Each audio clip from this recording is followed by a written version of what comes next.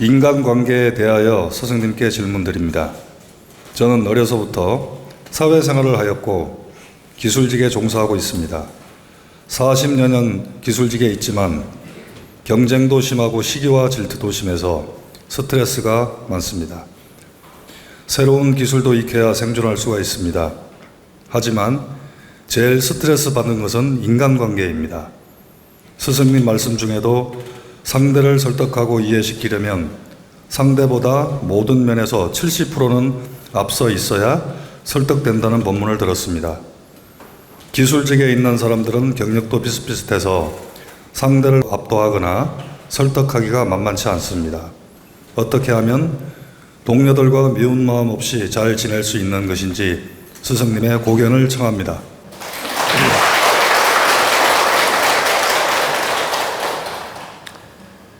기술직에 종사하면서 그 동료들하고 함께 잘 지내는 방법은 제가 답부터 말씀을 드리겠습니다.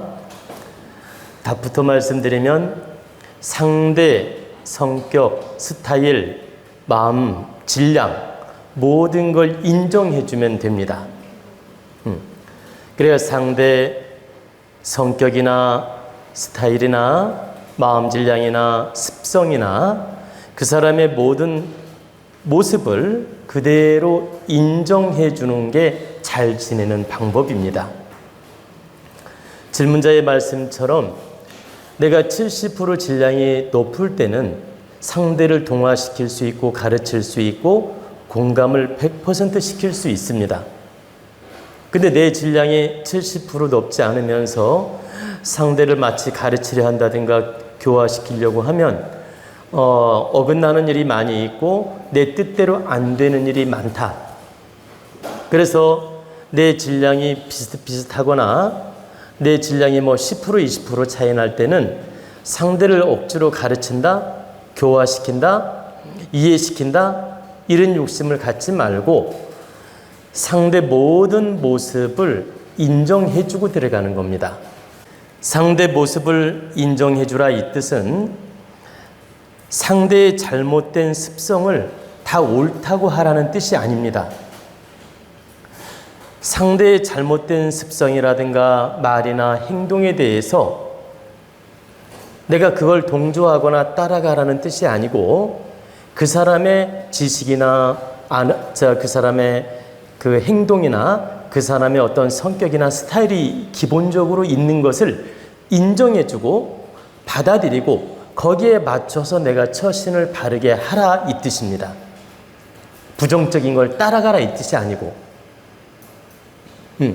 예를 들면 상대가 이렇게 지식이 모자라고 생각하는 것도 모자라고 분별력도 모자라고 또 예의도 좀 부족하고 모든 것이 감정적이고 부족해요.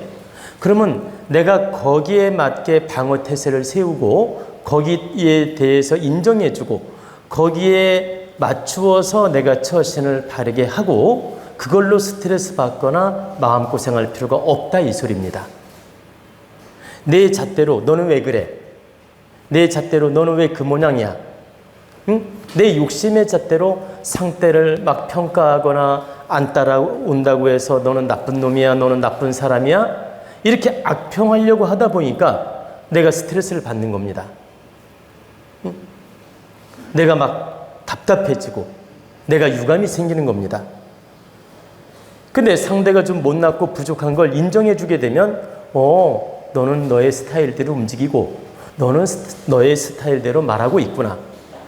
너의 못난 모습대로 행하고 있구나.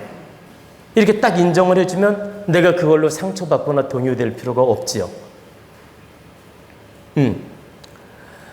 제가 상담을 하다 보면은 어떤 분은 제가 이렇게 상담해드리면 굉장히 열린 마음으로 감사한 마음으로 잘 받아들이는 분이 있고 어떤 분은 보십시오.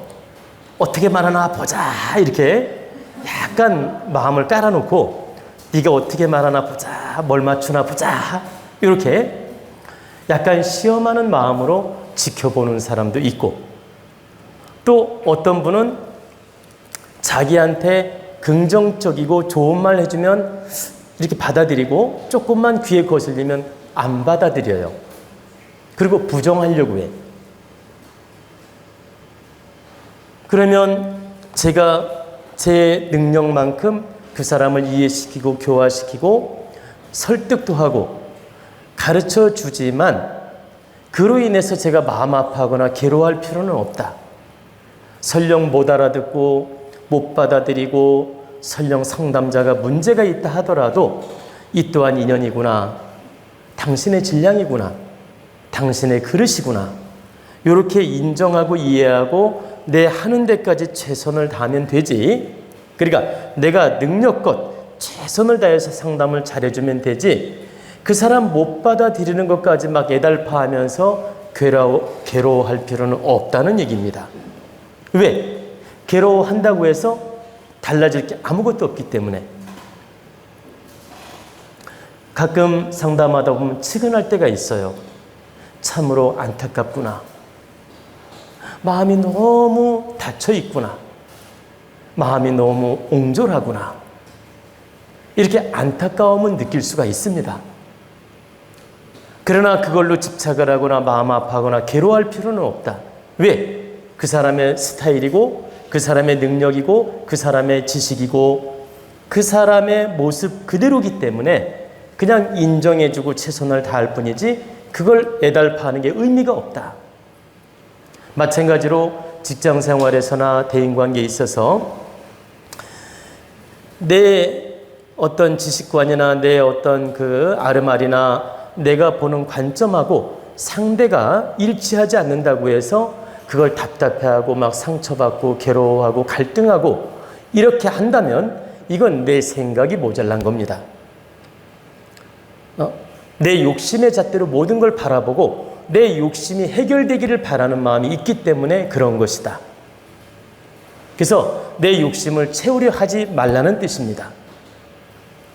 상대를 인정해주고 존중해주면서 그 자체를 받아들이면 돼요. 그게 최선이다. 그리고 두 번째는 기술직이라든가 또 몸을 쓰는 일이라든가 이렇게 기술직에 근무하는 분들은 성격이 좀 단순한 분들이 많습니다. 그리고 성격이 뭐라고 할까? 자기 고집, 자기 아집으로 뭉쳐있는 분이 많고,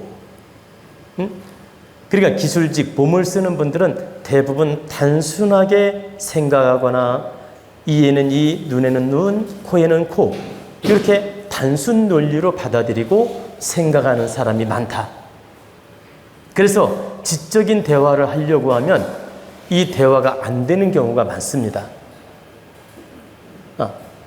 그냥 단순 논리로 대화하면 어느 정도 통하는데 무엇인가 철학적이고 지적이고 인간적이고 무엇인가 이렇게 멀리 내다보는 지혜로운 대화를 하면 안 통하는 경우가 많다라는 겁니다. 특히 3D 직업에 가진 분은 더하고 좀 교수직이나 연구직이나 좀 지적인 일을 하는 분들은 지적인 대화를 하면 알아듣고 통합니다. 그리고 이렇게 보이지 않는 세계를 말을 해줘도 알아듣고, 철학적인 세계, 심리학 세계, 영혼의 세계, 이런 보이지 않는 세계를 설명해줘도 공감하고 알아들을 수 있다. 근데 3D 직업을 가진 분에게 영적인 세계, 철학의 세계, 공부의 세계, 이런 좀 지적인 설명을 하면 졸리지 와닿지 않아요. 그리고 뭐라고 할까? 교감도 안 될 뿐만 아니라 공감이 안 돼. 그래서 일반 노동자이거나 3D 직업을 가진 분들은 다 무지하거나 무식하다 이 소리가 아니고 좀 직업이 단순하다 보니까 모든 게 단순하게 판단하고 단순하게 분별하고 단순하게 받아들인다. 그래서 대화 자체가 달라요. 그러니까 그 직업과 환경에 따라 대화 자체가 다르다. 하나만 더 예를 들어 볼까요? 저 흉악법 교도소에 가서 이렇게 깜빵 생활한 사람 이야기를 들어본 적이 있습니다. 흉악범 교도소에 가서 이제 10년 이상 살다가 이제 복역을 끝내고 이제 나온 분을 만난 적이 있어요. 근데 그분이 이야기를 하는데, 자기도 원래 그런 사람이 아니었는데 10년 교도소 생활하고 나니까 자기도 그렇게 변해 있더라는 거예요. 자기는 원래 지적이고 막 철학도 좋아하고 종교도 좋아하고 정말 이런 마음 공부도 좋아하고 영적인 세계, 마음 공부의 세계, 어떤 그 지적인 학문을 하는 사람을 좋아하고 나름대로 보이지 않는 세계를 인정하면서 굉장히 공부를 원했고 자기도 그런 공부를 한 적이 있고 지금도 그런 걸 원한답니다. 그런데 교도소 생활 10년을 하고 났더니 자기가 변해 있더라는 거예요. 동물적으로 변해 있더래요. 그래서 지금 이제 복역을 끝내고 나와서 많이 지금 회복되는 과정인데 그 10년은 보세요. 10년 동안 교도소 생활하면서 3년이 너무 힘들었답니다. 소돼지랑 이야기하는 것 같고 소돼지랑 노는 것 같고 내가 지금 인간하고 대화를 하고 있나? 이곳이 사람 사는 곳인가? 내가 지금 사람하고 대화를 하고 있나? 짐승하고 대화를 하고 있나? 모를 정도로 자기가 혼란스러웠답니다. 왜 그러냐고 제가 물었어요. 이제 그러니까 그 과정을 제가 물어봤어요. 그 과정을 이제 제가 호기심에 하나하나 물어봤습니다. 그랬더니 뭐라고 하냐면 맨날 강간하는 얘기, 도둑질하는 얘기, 이 뭐 남녀간에 이상한 짓 하는 얘기, 그리고 뭐 살인한 얘기, 뭐 등등의 아주 그 폭력적이고 향락적이고 이렇게 아시죠? 이렇게 남들 피해주고 자기 욕심 챙기는 얘기. 예? 어떻게 하면 도둑질을 안 들키고 잘했나? 이런 경험담을 주로 말을 하고 그리고 맨 쌈 싸우는 얘기. 예? 누구한테 칼 맞은 얘기. 그런 얘기로 계속 바뀌는 거예요. 무슨 말씀이냐면 사람만 바뀔 뿐이지 그런 얘기로 계속 쳇바퀴 돌듯이 말하고 듣는 겁니다. 그러니까 제수들이 바뀌면 또 그런 얘기, 바뀌면 또 그런 얘기. 그런 얘기가 계속 반복되면서 생활 패턴이 똑같은 겁니다. 그러니까 정말 3년 동안 견디기 힘들 정도로 괴로웠는데 3년 지나니까 받아들여지더래요. 그냥 받아들여져. 그리고 자기가 처음에는 이상한 사람 취급을 받아서 너무 힘들었답니다. 근데 이제 3년 지나고 나니까 자기도 편해지려고 공감도 해주고 대화도 해주고 같이 악랄한 이야기를 하는 겁니다. 못된 이야기를 하는 거죠. 응? 공감해주면서. 그러니까 훨씬 생활이 편하더란 얘기입니다. 그러면서 자기 경험담을 쭉 이야기를 해주는데 정말 가서는 안 될 곳이라는 이야기를 이제 그분이 하면서 그 경험담을 들려준 적이 있어요. 제가 왜 이런 말씀을 드리냐면, 교도소에 갔다고 해서 다 그런 건 아니지만, 그 흉악범 수용소 또 흉악범 교도소, 이런 데는 70%가 다 탁한 기운으로 뭉쳐 있기 때문에 그런 이야기만 하고 그런 생각으로 뭉쳐 있다는 얘기입니다. 그래서 거기에 발 맞춰주면 편하고 내가 거기에 못 맞추면 너무 그 생활이 불편한 거죠.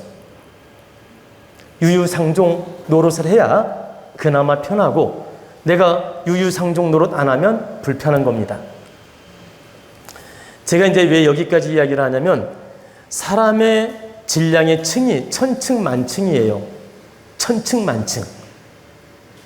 이걸 세밀하게 우리가 분석을 안 할 뿐이지 세밀하게 분석하면 천층만층이다.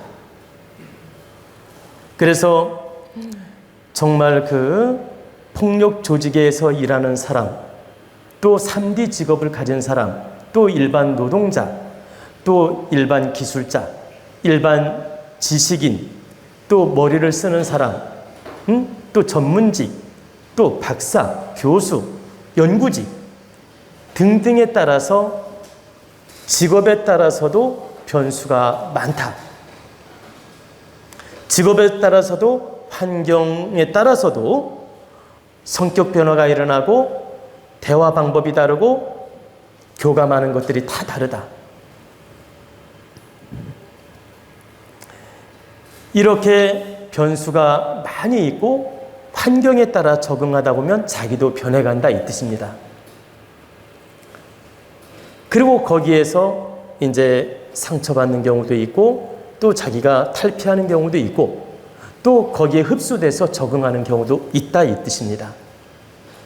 근데 알아둬야 될 건 내가 직장 무리에서 상대랑 소통이 어렵고 상대가 부족함을 느낄 때는 내가 그 직장에서 함께 할 수밖에 없는 조건이라면 어느 정도는 공감해주고 흡수해주고 동조해주는 게 편한 방법이다.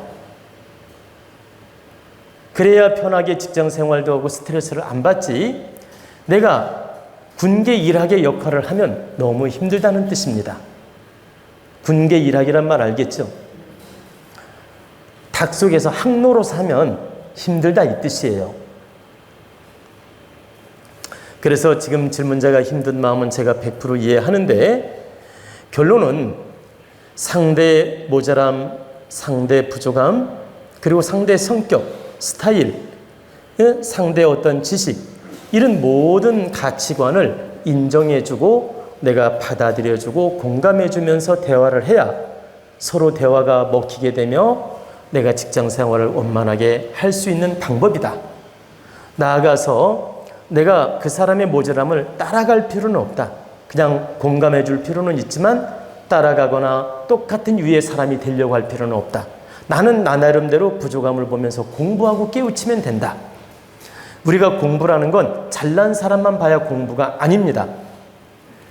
잘난 사람은 내가 본받을 수 있으니까 공부고 못난 사람은 내가 저런 짓을 하면 안 된다는 걸 가르쳐 주기 때문에 공부예요. 모질란 사람을 볼 때는 내가 저 모양, 저 모질란 사람, 저 모질란 짓을 하면 안 된다. 타산지석으로 깨우침을 얻을 수 있다는 뜻입니다. 그래서 꼭 좋은 모습만 깨우침이고 좋은 모습만 공부가 절대 아니다. 항상 나보다 모자란 사람을 보면서도 깨우치고 공부할 수 있다는 뜻입니다.